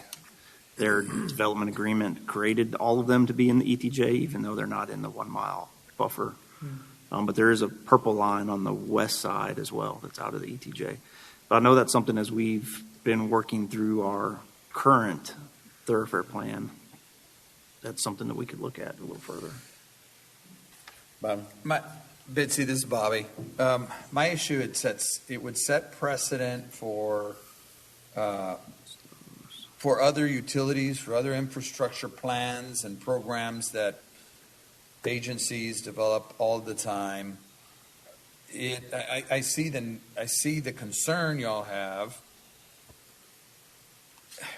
but there's an existing, as did the Gateway, there is an existing public process, public involvement process for all of these programs that is advertised, whether it's advertised properly or enough. They have a set precedent. They have a required federal and state policy they follow to advise county commissioners, whether it's Kendall or City of San Antonio. Does the city advise the commissioners on the thoroughfare plan? That's not what I don't believe that the city has approached the commissioner's court about their major thoroughfare plan. And we don't, as a county, have a thoroughfare plan. Okay. And I think the nature of Bitsy's comment is that where there is a thoroughfare plan outside the ETJ, she wants the county commissioner's court to say yes. I mean, there may be cases, an existing roadway, for example, that it would be in the citizens and the county's best interest to have that on the major thoroughfire plan. But there's a public involvement process only for City of Bernie residents. And the citizens in the ETJ, I mean, they're really stuck. They can't elect their city council people that adopt that. They're affected by it, but that's living in the ETJ. I will support the wording. I'm just looking at some of City of Fair Oaks. what is it going to do to San Antonio? Then San Antonio is going to say, no, you can't do that. It can backfire against you. And Well, again, it's a recommended policy. it's a recommended policy. Yeah. So I will go with it. I'm just thinking of, I think you're wise to try to think about what How it affects you. Yeah, and what are the possible unintended consequences? More citizen and public official involvement, I think, is generally, it should be good, but, yeah. I can see the need for what Bitsy's suggesting, if it's a new greenfield roadway that the city has drawn on the map. But if it's an existing county road adjoining an existing city road, why would that matter? Well, it would be good that we, Maybe it's just a greenfield. where it would matter instead of 4 lanes. is we could require a developer outside of the ETJ And that's to important. dedicate a right-of-way. Yeah. If we don't have a major thoroughfare plan, Right, if you don't. we don't. So Correct. I think it's consistent with all of the thrust of everything else we've talked about. And we've been saying that since the get-go about how we involve Kendall County and the city of Bernie within the thoroughfare planning process anyway. And it just reemphasizes that. So what you're saying is you want the county to be involved in approving in the county's portion the city's major thoroughfare, which I think is good. Yeah. So I move that we adopt it. Only because Mr. Kite, I changed my mind. No, I see that. All right. Is there any objection to adopting Bitsy's recommendation? That's a sign of a wise person. Hearing no objection, we're going to incorporate it. Yeah, new information. Yes. Thank you, Bitsy. All right, Don, I have one more thing I wanted to bring up. With respect to Alex Rudd's commentary on the FM standards, one, I just wanted to point out, contrary to what was suggested in her comments, we were very specific in saying parts of certain roadways on a very limited basis, using language that indicated as needed. What we didn't do is we didn't identify what specific roads were major traffic arterials, nor did we really identify what we meant by FM standards. And I think we talked about that loosely at the end of our meeting. And I know that we all agreed that we really didn't have a clear understanding of that. So I think those words were used in 2.2 and 2.3 if they haven't been changed. I may not have kept up with those changes during this meeting, but I think I'm not the person to do this since I know nothing about FM standards, nor would I be able to identify any of the roads consistent with those standards. But that came out of some engineering comments that some of the roads were inconsistently and not standardized, inconsistent and not standardized. So I think we need to fine tune those commentaries. But I just want to be clear to the public. We weren't saying upgrade all roads in the county to FM standards.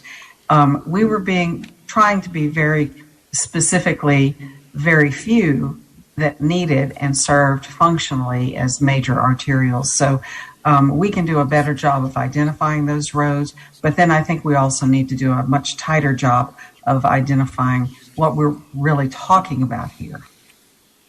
Thank you, Bitsy. I support your comments 100%, and was going to let Ms. Rudd finish and say some of the same things. There's some other practical limitations on our ability to go create FM standard roadways, and one of them is money for both right-of-way and for construction, so that's a limiting factor itself. Tim, thank you again to you and your committee for all the work that you've done. The process I'd suggested before we get here is that we'll ask, now that we've gone through this, if we can adopt the policy as we've modified it herein by consensus, and if we can, by gosh, we got something done. If there are specific objections, anybody objects to adopting it by consensus, we'll take note of their concerns, and we'll make a list of those, and we'll try to address those concerns one by one.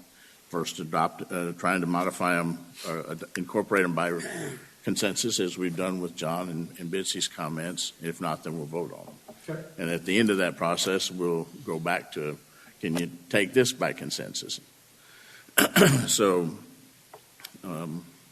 at this point, we're accepting the recommendation as modified at the committee meeting today from the Policy Recommendation Committee that this be adopted by consensus. I'll make that motion, but based on the things that Tim's going to. I will make those changes. In fact, if this motion consensus is achieved, I'll make the changes as a new version, redline that, circulate it to Northern so she can send it to everybody, and I'll send you the Word version. Thanks, so sir. you'll have that to work with. Yes, sir. Yeah, like I say, I think this is a good document. We made a few little changes here and there, but I think that it's good policy, and we're dealing with policies, and that's what this needs to be. It doesn't need to be a long, drawn-out document, because, like Bobby said, we're going to lose them.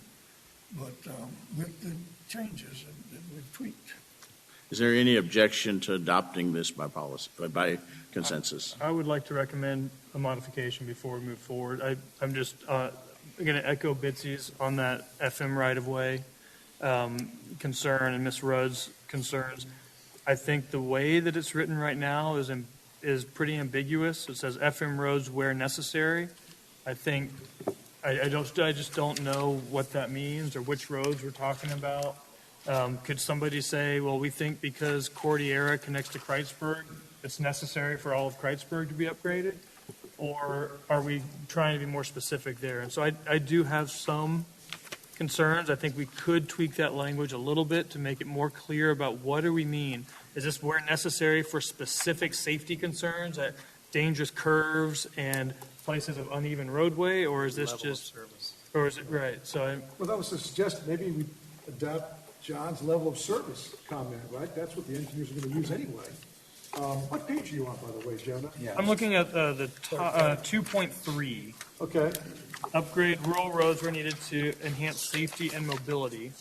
Gotcha. And then at the top of the following page is where it continues, and it says, pursuing a strategy of upgrading FM roads where necessary would involve only two types of land acquisition, and it talks about expanding the right-of-way. Well, to me, what that means is, and I think Ms. Rudd mentioned it a while ago, it means in areas where we have problems, like, for instance, you have sight distance problems, correct it. It may only amount to 1,000 foot of roadway or something. Mm-hmm. Or if it's intersection problems, or like she mentioned, the curve problem, it doesn't mean you're going to go in there and redo all the roads. You're going to go specifically site by site and correct hazardous or dangerous road conditions. To me, it's clear. But no, it doesn't mean you're going to do all the roads. It's going to mean you're going to fix the problem areas in certain roads. Like it may be you need to put a culvert in instead of a dip section. So to me, it sounds good. Is the issue the phrase where necessary? Who determines that? I mean, I'm trying to figure out what we need to modify here to address your and Bitsy's concern. Well, I think what he's worried about is it's there. Can somebody could say it's all the roads? It's not. Well, I just don't know which roads we're talking about. It's where know. It's wherever the problem is. Tim, the words where necessary is there. It says where necessary would involve only two types of land acquisition. To me, this section is talking about in which situations you'd request land acquisition. Yeah, so maybe what we so just it doesn't have to do with maybe we could just say in limited circumstances where necessary to improve whatever, or something like that.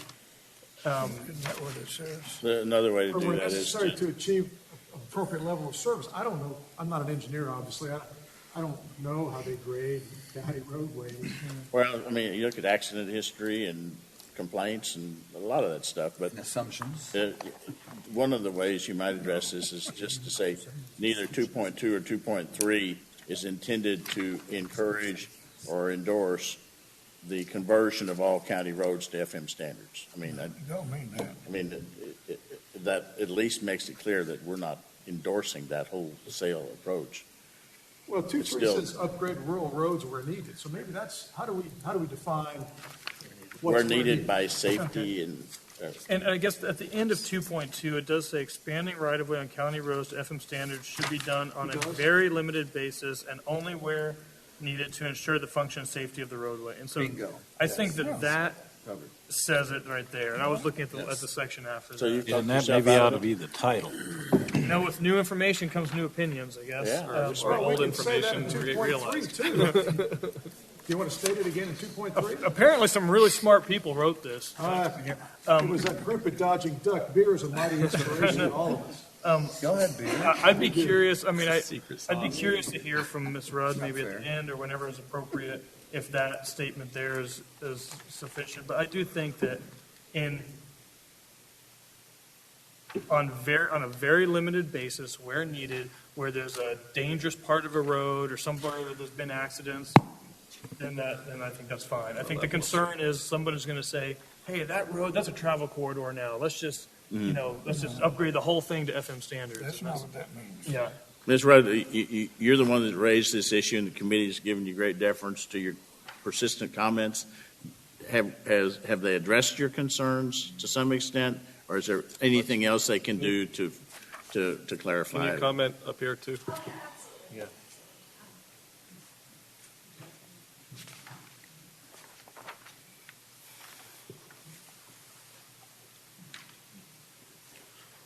I appreciate everything you're doing, and it is really hard. I really do. I know it's going to be hard to address this issue, but I still see points where there's no clarity, there's no certainty. Are we going to have a road where it's partly FM? Who's going to take it over? Is it going to be TxDOT? These are some of the concerns that I had.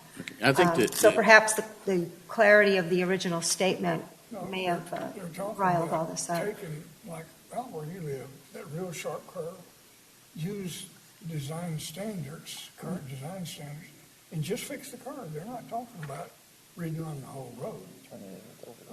And what you're bringing up is correct. Mm-hmm. But it's not going to turn into a state highway road. It's still going to be a county road. no recommendations that TxDOT take it over. Okay. Well, that's very helpful because just not knowing the certainty, knowing that some of these roads have potential to become thoroughfares or connectors, brought up a scenario where I was thinking the speed limit's going to go up. We're going to have a connector to 3351. We're going to have trucks passing through, and the entire neighborhood is going to be turned upside down. It's just to correct a hazardous problem in your neighborhood. And you got to remember, a lot of these roads in Kendall County, they're fence line roads, and that's why you got the right angle turn. But they were designed and built when they had still horse and buggies or Model Ts. But they've lasted all these years, and we've now gone from a Model T to a 500 horsepower car that goes fast. So what we need to do is get our roads in some semblance of safety. Not that we want people to drive faster, but we just want to remove the hazard where they are. Well, that's very helpful because, as I said, my fear was that this was a resource issue where the county could save money, TxDOT would fund it, and we'd end up with farm-to-market connectors between farm-to-market roads. That was very concerning. I certainly I think safety improvements would always be appreciated, and that's put my mind to rest a bit because a lot of people made great purpose and intent and worked very hard to live out there. We do not want to see it become highway frontage. Well, Thank you. Thank you for all your efforts, too. Thank you. I think we should still restate that, though, in 2.3. I think you ought to say, let me just propose this, and again, anybody who wants to jump in can. Pursuing a strategy of upgrading county FM roads where needed to ensure the function and safety of the roadway should be done on a very limited basis only and would involve only two types of land acquisitions.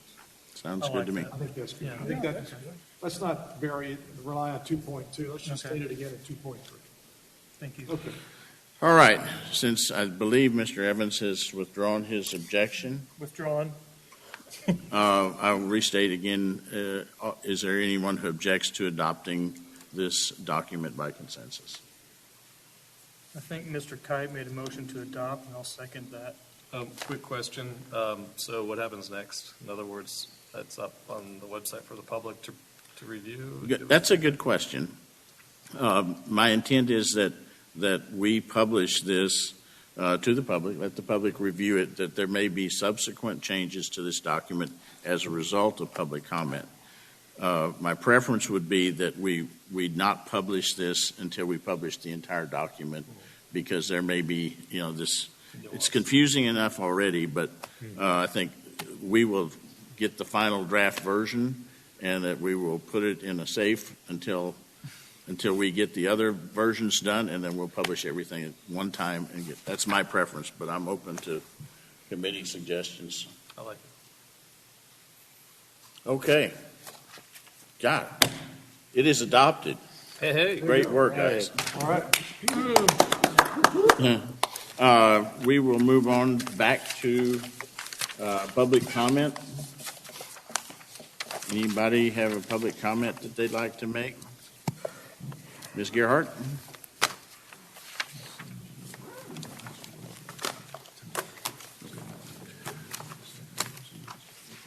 I just want to thank Mr.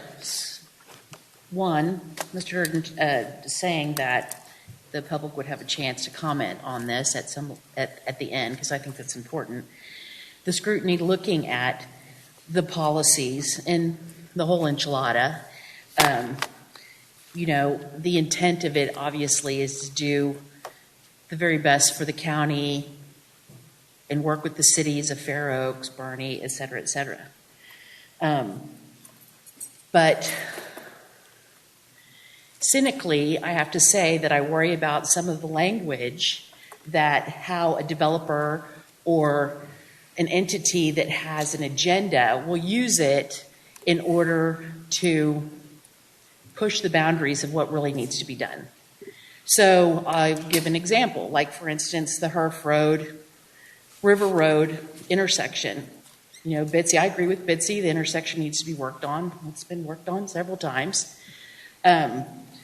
No matter what you do or add to other roads, you won't change the fact that there's two high schools. They let out at lunch, go back and forth. I went to the tech stop meeting. Those numbers actually that are identified at that intersection and in front of Esperanza drop off down 46. It's because the traffic that goes in and out and in and out and in and out of those entities, you're not going to change that. You have to fix the intersection. I live very close to there. I deal with the 10 to 15 minutes regularly. I've been to Fredericksburg recently and a lot of other places, and they seem to function just fine with people moving much more congested than Bernie's dealing with. On another end, I haven't read the document, obviously, and I've missed a couple meetings, but I caution any kind of broad brush when it comes to eminent domain, because cynically, I'm afraid it'll be used to somebody's benefit, and I'd like to state that. And then when it comes to dangerous areas on roads, who decides that? Is it based on accidents? Is it based on actual facts? Or is it based on inconvenience because there's an agenda? Like, there's really no accidents on Amon Road, but they say it's a dangerous road. Put a stop sign at the corner if it's really kind of crazy there. Slow people down. I live on Amon, and there's maybe 20 minutes of every day that is kind of crazy because people are getting to school and back.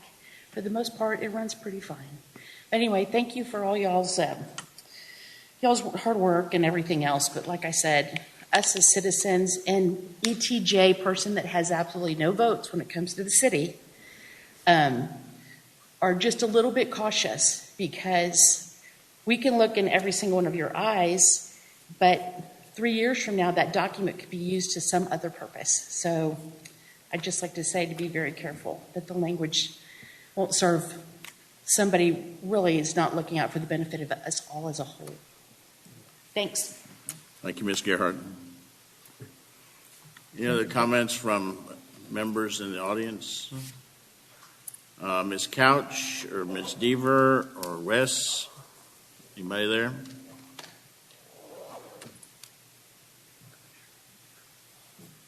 Okay, thank you for participating today. did you, somebody? I had a comment, but if we're going to go around and do committee comments, I can wait my turn. We will. And we'll start with you. All right.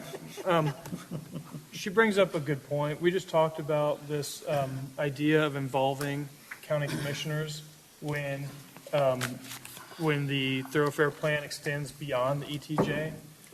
Yet we do have this void of people who live in the ETJ who will have no representation. And I know that the city does actually have legal authority to do planning within their ETJ, right? Is that right, Jeff? Because of our interlocal agreement with Kendall County, yes. Okay.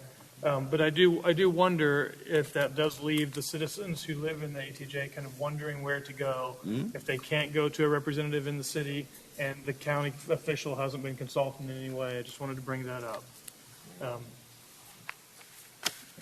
That was my comment. I guess I do have one other comment. There's a lot of people on this committee who have a lot of different views. The fact that we passed this on consensus, I think, is a big deal. It shows that America can work, and democracy is sloppy and messy, but we made it work. So I appreciate that. Ben? Nope, no comments right now. We're going to have time for this, but I want to thank Northern for all of this. Yes. Getting this finished today was thank you, man. John? I just want to thank Tim for all his work. It's one of those stair steps we needed to take. I just want to say, it sounds like our last meeting, and you're saying goodbye. No comment. I'm going to start crying here. Totally. I think. I'd like to second that. I think Joan is right. The fact that we did all this by consensus, it really represents the fact that you can get a lot of good things done when everybody comes to the table with the right mindset and the values and the heart of the community as its best interest, and not their own individual, whatever biases or agendas they might have. Because this group really came together and it took time. A lot of them, the committee co-chairs wanted us to take, but we got there. So thanks to all the small working group members and the committee as a whole, all you guys that gave comments. We kind of roped Dale into our little group. So we were happy to have the deacon. He's known as the deacon, by the way, at Dodge and Duck. So we're pleased that everybody contributed and it turned out a good product. I think he just said it as good as it can be said, so appreciate everything you guys have done, so. Gary? No, I'd like to know in the future when there are subcommittee meetings that a place that serves beverages. I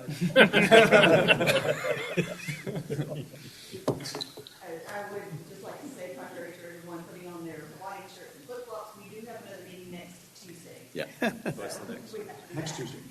Next Tuesday? Wah, wah. Oh, that's right. That begs the question. I apologize, but I have booked a workshop next Tuesday out of town. So maybe I can meet with Rich. He was on the project subcommittee, and tap on him to do the presentation. He's nodding his head yes. Okay, great. Yeah, I'll just echo what other people have said. It was interesting looking at all the emails with the suggested edits. And when I read the final version earlier today, I thought, Tim, you guys did a great job of capturing the essence of what people did. And I think the consensus that this group and then the subcommittee and then the overall committee worked on it really sets the stage for the kind of consensus that this entire committee is going to need when we approve the final report, because we set a high standard when we started the committee that a majority wasn't good enough for something as important as a transportation committee recommendation that's been at this for a while. You really want, overwhelming support, and it was unanimous today. And hopefully the final product will be likewise, so I think it was a good test run for that. So thank you. The deacon? He's the deacon. On that note, I have nothing more to add. And I would like to add something now, though, I think we are open-minded to hear what the public thinks. And, we put our minds and eyes on this, but we might have missed something or missed a key point. Alex is raising her hand. I'm so sorry. At the end, I have one last question that I forgot to ask when you guys are done. Jeff, you want to say anything? No, all good. Bob? Yeah, I also want to tag on to what's been said, but with one little nuance. We are the public. Us 20 people sitting up here, we are not consultants. We may be in our real jobs, but we're not when we're here. And so we're trying to be representative of everybody who's participated, and thank you for participating. I think we've done an incredibly good job of listening, working through things, and what's left, of course, is the specific projects to go with these policies. But this was really important to get consensus on this. So thanks again for everybody. And I think it's the power of what the community can do when the community is asked to huddle and talk and listen and work through things. I think that's what's emerging. So thanks. Ms. Rudd? Yes. Crowdsource item 33 is where my odyssey began with my pictures and my presentations. That crowdsource item, I might have blinked. Did that get approved or did it get dropped? That was the low water crossing connecting Kreutzberg Road to FM 3351. That was. I think that's going to come back up again when we go to the crowdsourcing document, or the subcommittee. It was approved? I think it will come up again. I'm not sure if it was sent through or not. It will come up again. I remember seeing in the subcommittee. Okay. When will the public have an opportunity to see that? Because that actually brings me all the way back to square one.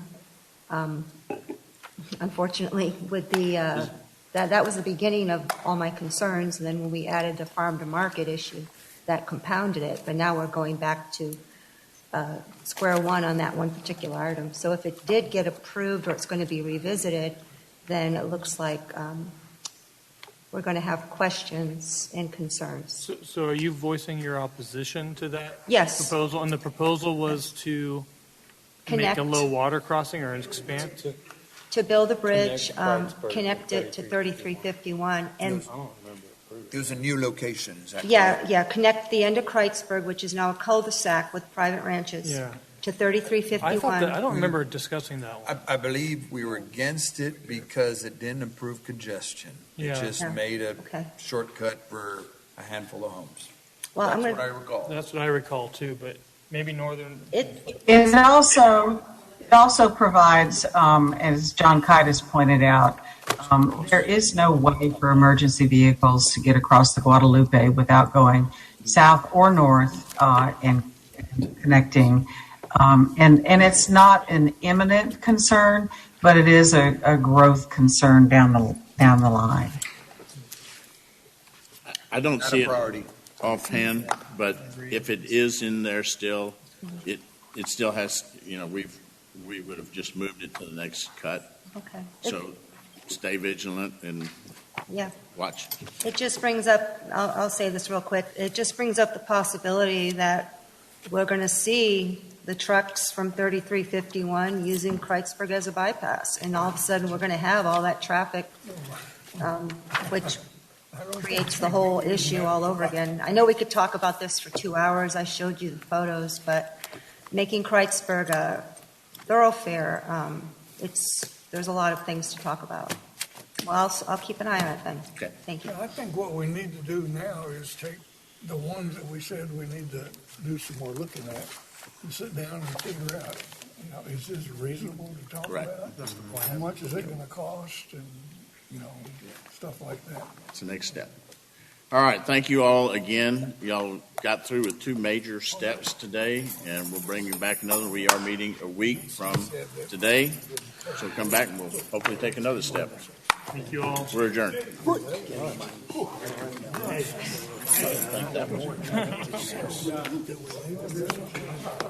this guy left.